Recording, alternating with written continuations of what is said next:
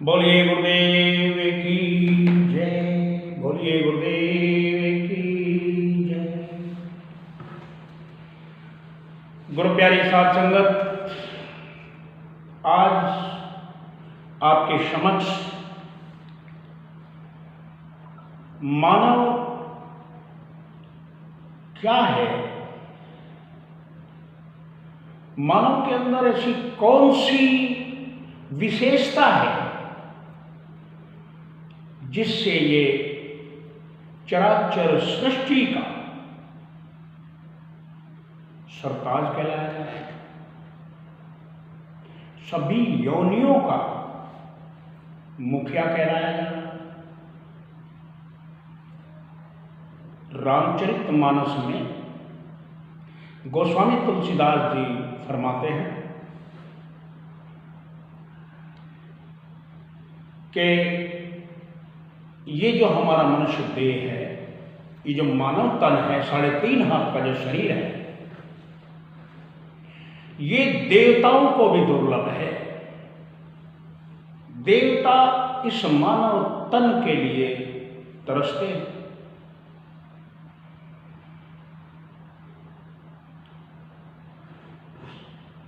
इसका मतलब ये हुआ कि मानव शरीर हकीकत में बेशकीमती है, ये बहुमूल्य है। आइए मानव तन के इस विषय में, मनुष्य शरीर के इस विषय में आज आपके समक्ष कुछ धर्म ग्रंथों के अपने लेख, कुछ हमारा अपना व्यक्तिगत अनुभव और संत महापुरुषों की वाणियां इस विषय में क्या कहती है, आज इसके विषय में लेने का सत्संग में हमारा ये विचार है कि आज क्यों ना हम मनुष्य तन पर, मनुष्य शरीर पर कुछ सत्संग आपके समक्ष रखें। तो गुरु प्यारी साध संगत, ये जो मानव शरीर है, ये इस चराचर सृष्टि का सबसे पुराना,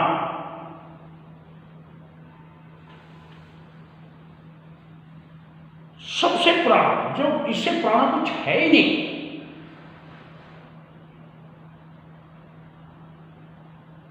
इससे पुराना, मनुष्य से पुराना इतिहास शायद ही किसी को का हो, क्योंकि हम सतयुग की, त्रेता की, द्वापर की, कलयुग की, इन चारों युगों की में हम देखते हैं, जिन महापुरुषों की हिस्ट्री पढ़ते हैं,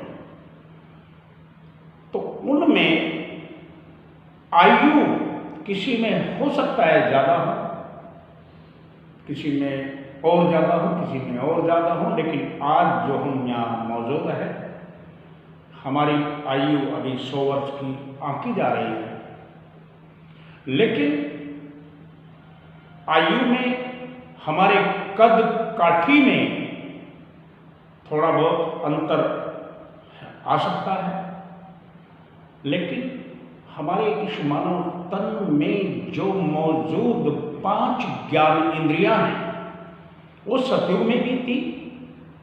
ऐसा नहीं कि उस समय में कुछ ज़्यादा या कम थी, त्रेता में थी, द्वापर में थी, आज कलयुग में भी है। हर समय ये मानव तन एक सा ही रहता है।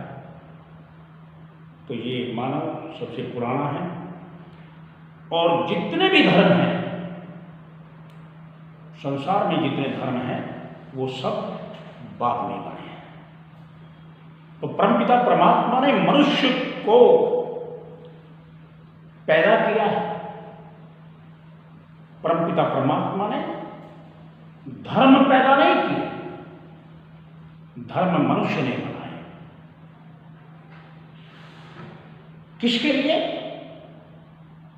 अपनी आत्मा की उन्नति के लिए मनुष्य ने धर्म बनाया।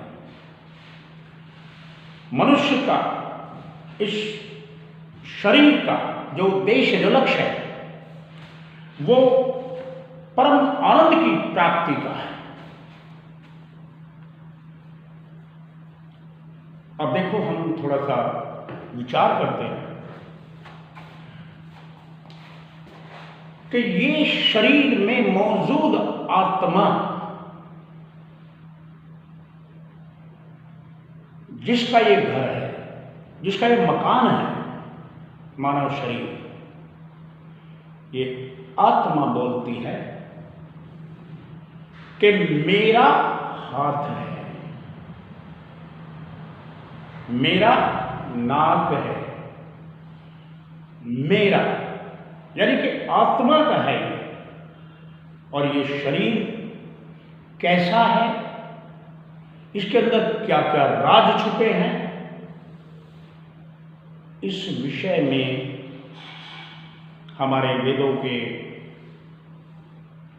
हमारे शास्त्रों के, हमारे महापुरुषों के, हमारे ज्ञानीजनों के जो विचार हैं,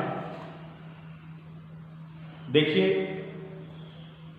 आज से 500-600 साल पहले तो जैसे कोई ना कबीरपंथी था, ना सिख था, और आज से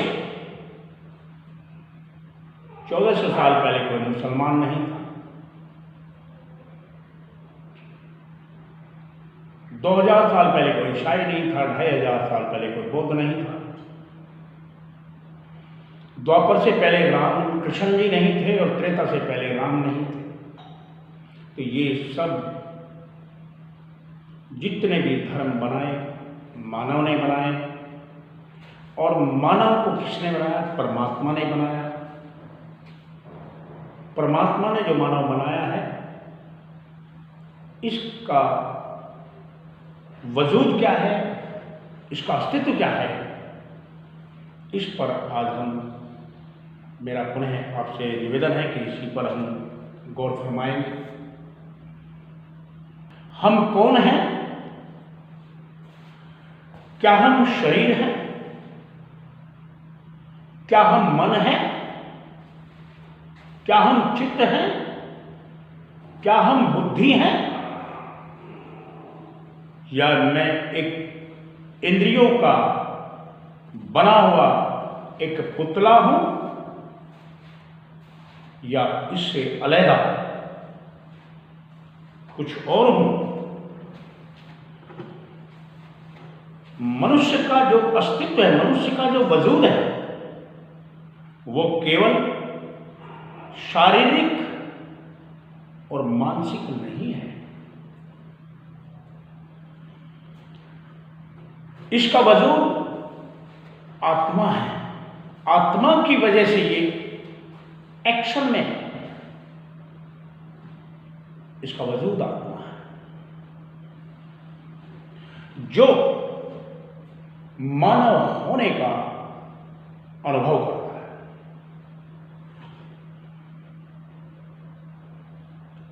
इस विषय में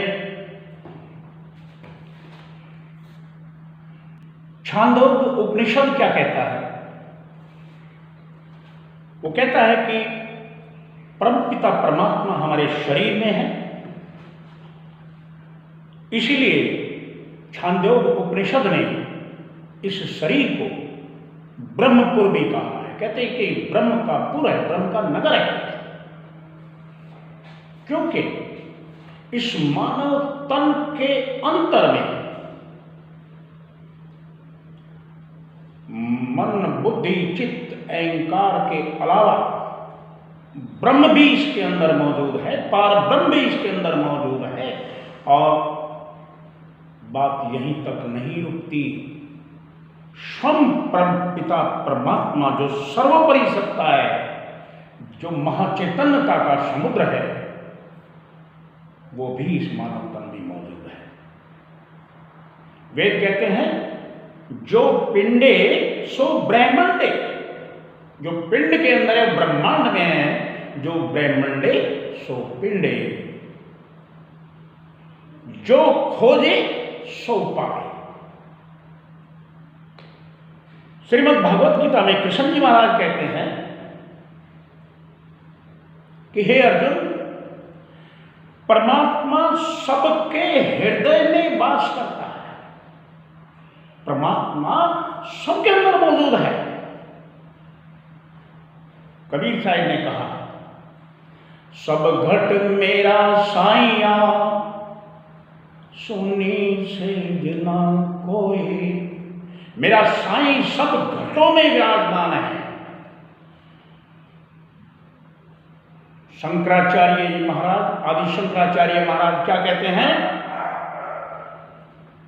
कि मनुष्य, ये जो मानव तन है, ये परमात्मा की सर्वोच्च रचना है। इससे ऊंची रचना परमात्मा की कोई और नहीं है। वैसे तो उसकी अजीब कारीगरी सभी में मौजूद है, लेकिन मनुष्य देह जब उसने बनाई यहां तो उसने अपनी कलम ही तोड़ दी। श्वेताशतर एक उपनिषद है, श्वेताशतर। उस श्वेताशतर उपनिषद में यह कहा गया है कि मनुष्य उस परम आनंद की संतान है। कठोपनिषद में कहा है कि मनुष्य शरीर ये रथ है। ये मनुष्य शरीर एक रथ है। इसमें 10 घोड़े जुते हैं, 5 ज्ञानेंद्रिय के, 5 कर्म इंद्रिय के। मन इन घोड़ों की लगाम है। बुद्धि इस रथ की सारथी है, कोचवान है। घोड़ों की जो लगाम है, इंद्रियों की जो डोर है, वो मन है, और मन यानी डोर सारथी के हाथ में है। बुद्धि जिधर इशारा करेगी उधर घोड़े चलेंगे, और इस रथ पर विराजमान जो राजकुमारी है वो आत्मा है।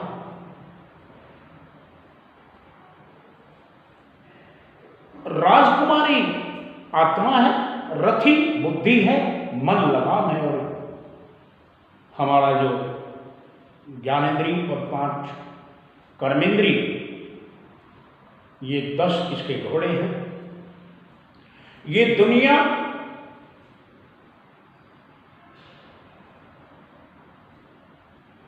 भोग की वस्तुएं जहां इस संसार में मौजूद है, इस रचना में, इन इंद्रियों को भोग खींच रहे हैं। जो सी इंद्री जिधर जाएगी मन उधर दौड़ेगा। आंखें खुली तो सुंदर चीजें नजर आई, कुरूपता भी है और सुंदरता भी है। लेकिन आंखें चली, सुंदर कोई चीज नजर आई, मन ने कहा बड़ा सुंदर है, और सुंदरता दिखा। देखते देखते देखते देखते मन नहीं भरता। सुंदरता एक से एक सुंदरता इस संसार में मौजूद है। मन उसी लो में रहता है। गोस्वामी तुलसीदास जी कहते हैं, इंद्री द्वार झरोखे नाना। हमारी ये शरीर की जो ज्ञान इंद्रियां हैं, ये इस शरीर रूपी मैल की खिड़कियां हैं, झरोखे हैं।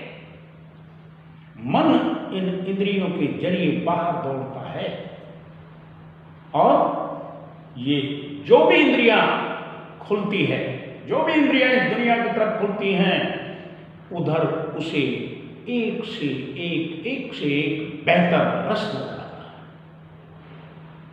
मन इस शरीर के अंदर जो मौजूद है, वो इंद्रियों के जरिए इनका आनंद लेता है, और बुद्धि वो आनंद है या नहीं है, इस पर मोहर लगाने वाली एक यंत्र है। बुद्धि तुला है, तराजू है।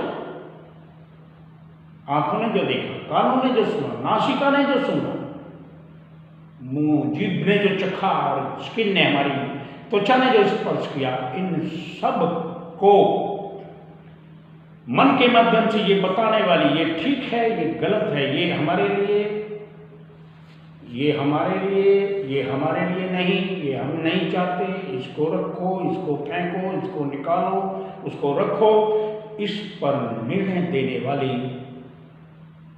एक तुला है, पैरामीटर है। तो ये जो मन है इस शरीर के अंदर है, चित्त है इस शरीर के अंदर है, बुद्धि है इस शरीर के अंदर है। इस शरीर में एक और शरीर है जो स्थूल शरीर से और बहुत सूक्ष्म है, जिसे सूक्ष्म शरीर कहते हैं, बहुत बारीक है। वो शरीर कैसा है इसका आगे वर्णन करेंगे। फिर उसके अंदर एक और शरीर है जिसको कारण शरीर कहा है। तो तीन शरीर को आइए, एक समूह है, एक और चौथा शरीर है जो महाकारण शरीर है,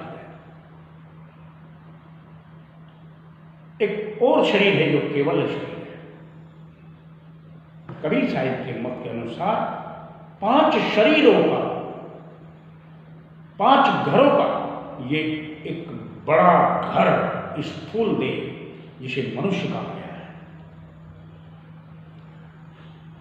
उपनिषदों के अनुसार, धर्म ग्रंथों के अनुसार इस मानव तन में आकर के हमें अपनी आत्मा को जानने का एक मौका मिला है। हम अपनी आत्मा को जानें, हम उस रथी को जानें, हम उस राजकुमारी को जानें जो इस रथ पर विराजमान है।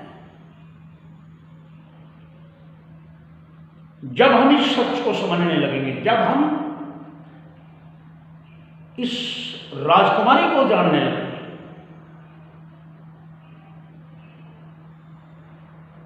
तो समझ लीजिए कि हमारी इस मानव तन की जो यात्रा है वो सच की ओर चल पड़ी है। अगर हमने इस मानव तन के रहते सच की यात्रा पर अगर हम नहीं गए तो माफ करना,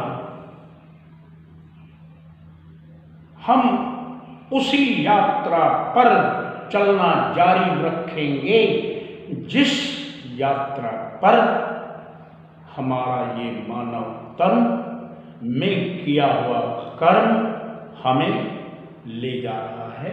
कहां ले जा रहा है? दुखों के सागर में ले जा रहा है। दुखी दुख, दुखी दुख, दुखी दुख जाते जाएंगे।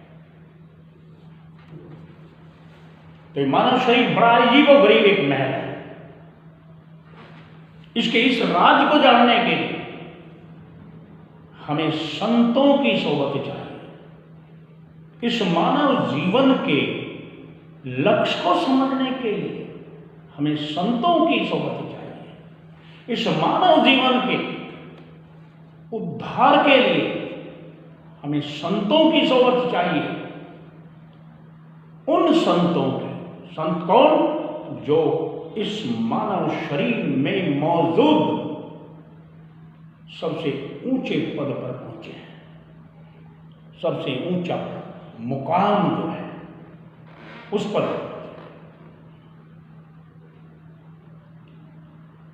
तो ये मानव तन में अभी बताया कि 5 शरीर मौजूद हैं।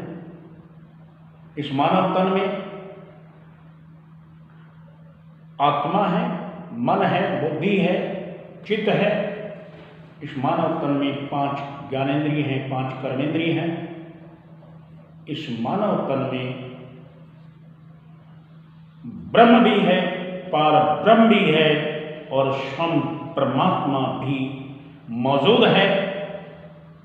तो ऐसी मौके को, ऐसे मानव तन को पाए करके कबीर साहब कहते हैं, मानुष तन को पाए के चूके अब की बार। अगर अब की बार चूक गए, जाए पड़े भव चक्र में सही घनेरी लात, भव सागर के चक्र में जाकर पड़ेंगे। अब इस मानव जन्म का, इस मानव शरीर का उद्देश्य क्या है, इसके विषय पर कल के सत्संग में हम चर्चा करेंगे। आज का ये सत्संग यहीं समापन करते हैं। तब तक के लिए सभी से इजाज़त है। शाही बंदगी, शाही